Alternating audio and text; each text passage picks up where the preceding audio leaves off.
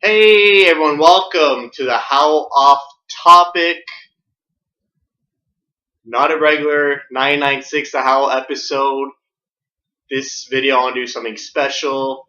I have other hobbies besides watching the Coyotes lose 2, 3, 4 times a week. Things that uplift my spirits and distract me from the depression that is the Coyotes. So this video I want to talk about my favorite albums of 2017. No influence, no pressure, no money given to me to promote these albums, just an honest perspective that is different from the mainstream. So these albums may have passed you by on your listening adventure this year. I'll put the description of all these albums in the description box below. So if you mishear me or I mispronounce a band name or album title, it's right there for you to copy and paste. And let's get going. I'll just start. Won't beat around the bush. Favorite album of the year is right here. King Gizzard and Lizard Wizard Polygondwanaland. This isn't your typical album, not your typical song structure album. Very little verse, bridge, chorus, verse, bridge, chorus. It is a very conceptual album. It demands your attention. It respects your intelligence. It's a very meditative album. And it lets your mind wander while you listen to the sounds this band produces. The genre is basically psychedelic rock with some synthesizer influence. And just the guitar work on this album is just wonderful. Just hearing the licks and the chord progressions, just the sound they get from their guitar is just, I haven't heard this clean of a guitar sound in a while. Drums are awesome. The synthesizers that they use in this album have purpose, and I want to talk about it. All the sounds in this album are deliberate. Nothing is by mistake. Nothing is used just to sound good. They all have a purpose. What I mean by that is because this is a concept album, there's a story being told here. It's not official, but through my listening experience and reading stuff on forums online, there's basically two characters in this album, the Wanderer and a godlike presence which antagonizes the Wanderer. The song starts off with a climatic bang, which you don't see in albums these days, where the first song is like one of the heavier songs on an album. But it basically tells a story of a demolished city or even planet or dimension. And then once that crumbles, there's a couple of songs of smooth folk, sort of like fantasy folk, sort of like sounds you'd hear out of Lord of the Rings or other fantasy material about the Wanderer trying to find a new dimension, planet, or city to live in because his got destroyed. He's searching for power to combat this god. And whenever the synths come into the album, it's because it's talking about the perspective of the godlike creature. So it's great to have that storytelling feel in an album. It's like listening to a story, but it's music. And it's very fresh, and I like it. That's my favorite album. It's creeping up into my favorite albums of all time. It's 40 minutes long, so not too egregious in length. Definitely check that out. If you're into rock music, you'll definitely appreciate the sounds that album offers. If you're looking for hip hop, underground rapper Milo, Who Told You to Think, is one of the best rap albums I listen to. Very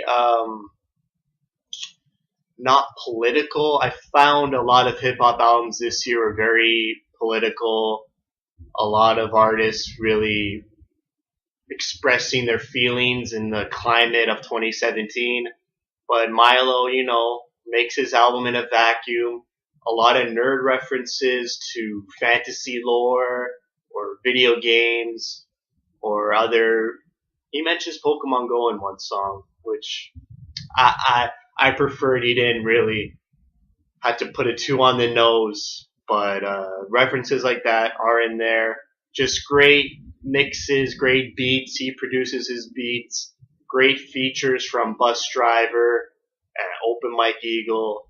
Just a really solid rap album, speaking to from his heart, and it's good. It's a good rap album. One of my favorite bands, Death Grips, did not release an album this year, but they released a 22-minute long mix EP, which is the best 22 minutes of music released this year. But unfortunately, it's just that. It's just an EP. So I don't really treat it as an album. However, you're looking for high intensity, high octane, face through the wall music for 22 minutes straight with no lulls. Check out Death Grips. The EP is called Steroids.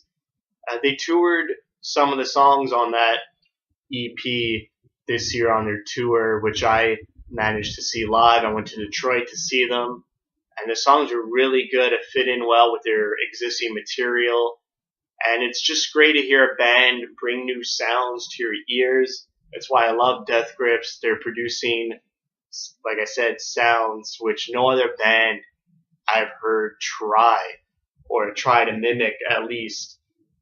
And that's what I appreciate them for, making me hear new things. I'll do two more. If you're looking for noise, futuristic, punk, abstract music, Guerilla GT Ultra. This music sounds like it came straight out of Crash Bandicoot or like a cartoon platformer from the 90s. Just strange sounds, female singer, very punky, very short and deliberate and effective, and it's weird, but it's a good weird, so check them out. Very a lot of LSD influences on that one, so take it what you will. But it's a good one. Lastly, this album right here from Foxygen. If you're looking for some nostalgic glam rock from the 70s, like Bowie, Queen, Rolling Stones, this band's for you. I mean, they wear their influences on their sleeve, and it's pretty admiring to see how they're not influenced by new indie music at all. Even though they're an indie band in 2017, they really don't show any alternative or indie gimmicks that bands these days have, whether it's like folk or just acoustic guitars. This band really takes all their influence from the 70s, and this album could have released in the 70s. That's how it sounds and feels. Just so many moments on this thing where they sound like the Rolling Stones or sound like Queen. It's just awesome and refreshing to hear, and they do it justice. It's a really great album through and through. A lot of different instruments utilized in this album, choirs, orchestra, background singers. Just, it's a solid album, and I recommend it. So there you go. I gave you 5-6 albums, I think. This King Gizzard band released 4 albums this year. There may be a 5th in the last week of 2017. And just a great variety of albums. Their first one was Microtonal Banana, which had very microtonal sounds in the guitar, very Arabic, Middle Eastern. I love that album. Their second one, Murder of the Universe, very apocalyptic, sample, spoken word heavy. Some great songs on that. They did a split album with Mild High Club, very soothed, jazz-like atmosphere on that album. It's just unbelievable this band managed to put out 4 banging albums in 1 year. And maybe there's a 5th. Who knows? So I'll list all those albums in the description. Check them out. Very underrated albums, I think. Um, they're not talked about much in the mainstream, so be sure to check them out. That's it for me. Thank you for watching. Thank you for your support.